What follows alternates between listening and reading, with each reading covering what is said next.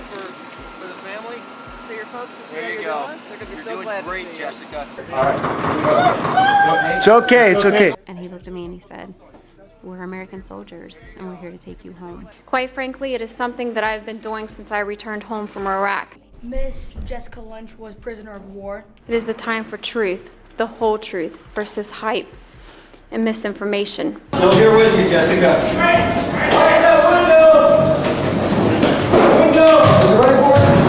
Fear that you might have is persevere, never give up, never give up.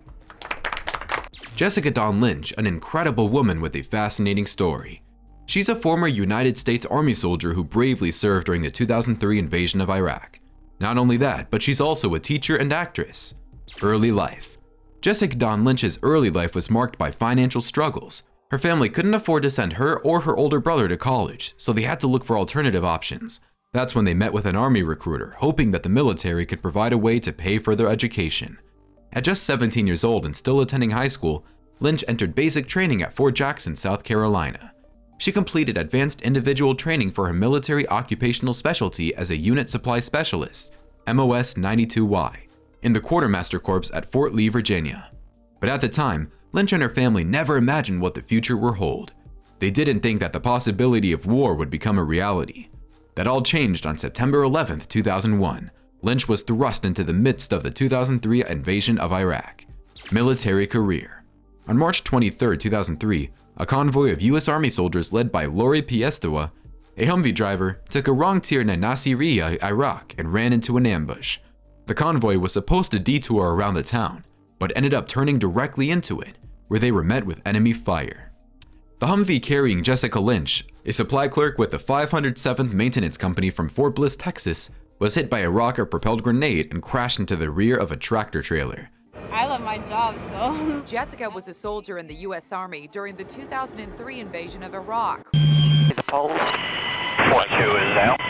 Yeah, just coming highly. Come right, come right. Being 19 years old, being a female, I was scared. I didn't know what to expect. It is the time for truth, the whole truth, versus hype and misinformation. He looked at me and he pulled the American flag off of his uniform and placed it in my hand. Okay, I'm moving to cut our bags. Go ahead, Quaco. Okay, we got friendlies in front of us. And he looked at me and he said, "We're American soldiers and we're here to take you home." Lynch was severely injured and captured by Iraqi forces. She was initially listed as missing in action, and her best friend Lori Piestewa received a serious head wound and died in an Iraqi civilian hospital. 11 other soldiers in the company were slain in the ambush, and 5 other soldiers were captured and subsequently rescued 21 days later. A video of some of the American prisoners of war, including Piestewa, was later shown around the world on Al Jazeera television. Footage was also discovered of both Lynch and Piestewa at an Iraqi hospital before Piestewa's demise. Prisoner of war. After being captured in an ambush during the Iraq War, Jessica Lynch was taken as a prisoner of war by Iraqi forces. She was severely injured and taken to a hospital in Nasiriyah. However, 2 Iraqi doctors at the hospital, Harith al-Husana and Anmar Uday, shielded her from the military and government agents using the hospital as a base of military operations. Doctor, myself, Clifton, and Tellsworth in here. All I'm gonna do is I'll put cuffs on you. That's what we'll do. Camera right Can you there. smile? Can you smile for the family? So your folks can see There how you you're go. doing? They're going to be You're so doing glad great, to see Jessica. Because of the misinformation, people try to discount the realities of my story, including me as part of the hype. It helps me be able to watch exactly what I'm doing wrong. Still here with you, Jessica.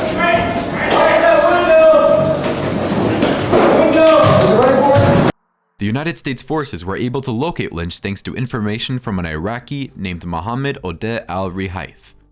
Al-Rihaif, a lawyer, had visited the hospital where Lynch was being held captive and noticed heightened security. He claimed to have witnessed an Iraqi colonel slapping Lynch, which prompted him to seek help from the Americans.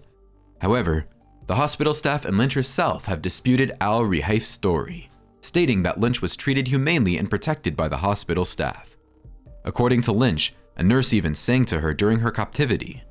Despite this, al-Rihaif's information was used to plan Lynch's rescue. He walked 6 miles to a U.S. Marine checkpoint to inform American forces of Lynch's whereabouts and returned to the hospital to gather more information.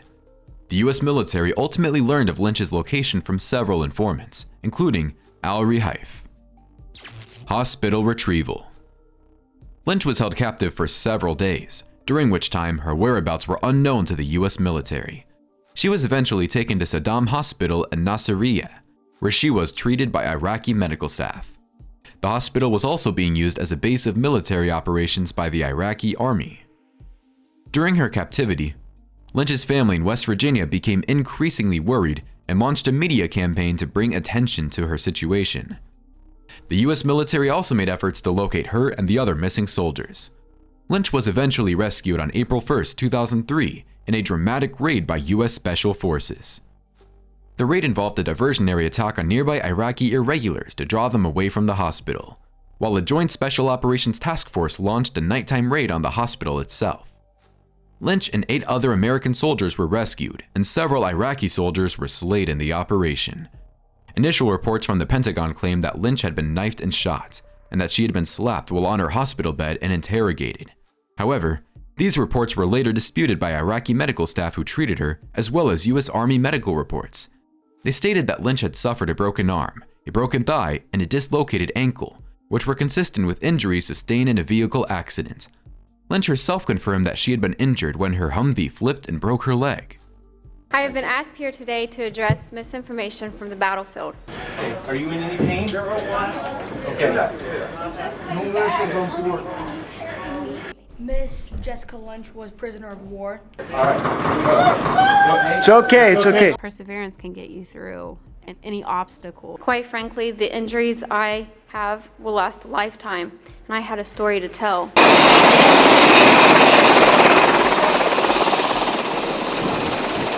Furthermore, US Army medical reports indicated that Lynch had been physically attacked during the first 3 hours of her captivity while she was unconscious. An authorized biography of Lynch also described her as being sodomized during her captivity, although this was disputed by the Iraqi soldiers who treated her. The raid itself was also controversial, with some witnesses claiming that the Special Operations Forces had foreknowledge that the Iraqi military had fled the hospital the day before and that the entire event was staged.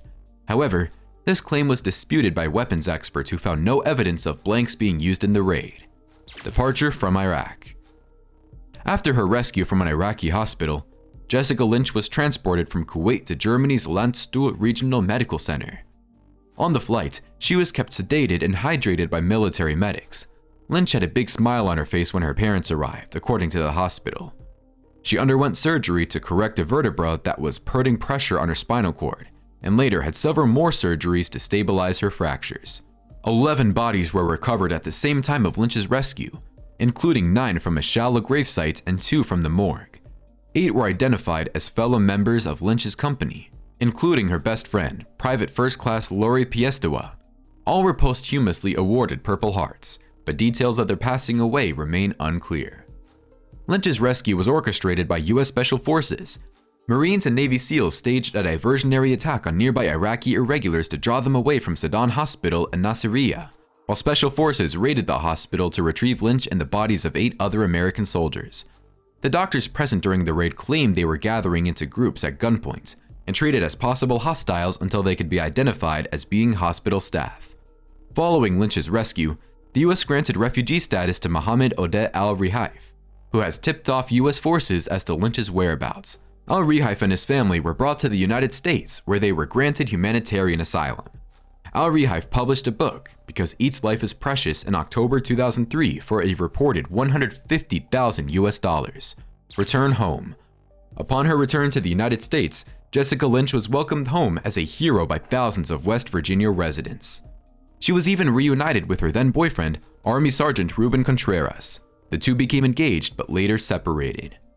After her return, Lynch underwent specialized treatment and rehabilitation at Walter Reed Army Medical Center in Washington, D.C. She underwent several surgeries to repair the injuries she sustained in Iraq, including a broken arm, a broken thigh, and a dislocated ankle. As news of her injuries and recovery spread, Lynch received an outpouring of support from well-wishers who sent her gifts and flowers. Lynch's family suggested that instead of sending her gifts, the public should donate money to charity and relief organizations. Finally, on July 22, 2003, Lynch was released from the hospital more than 3 months after her injury. She was later given an honorable discharge from the Army on August 27, 2003.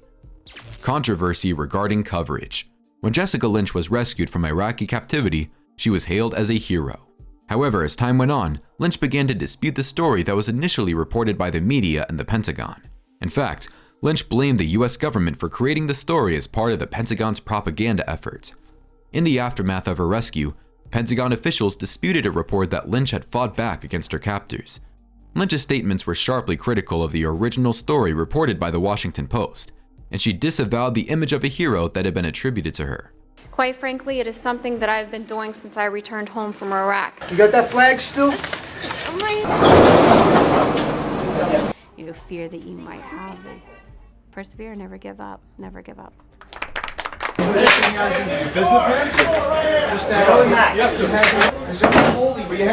Scoot this better. Lynch stated that she did not want to take credit for something she did not do, and that she was just a survivor.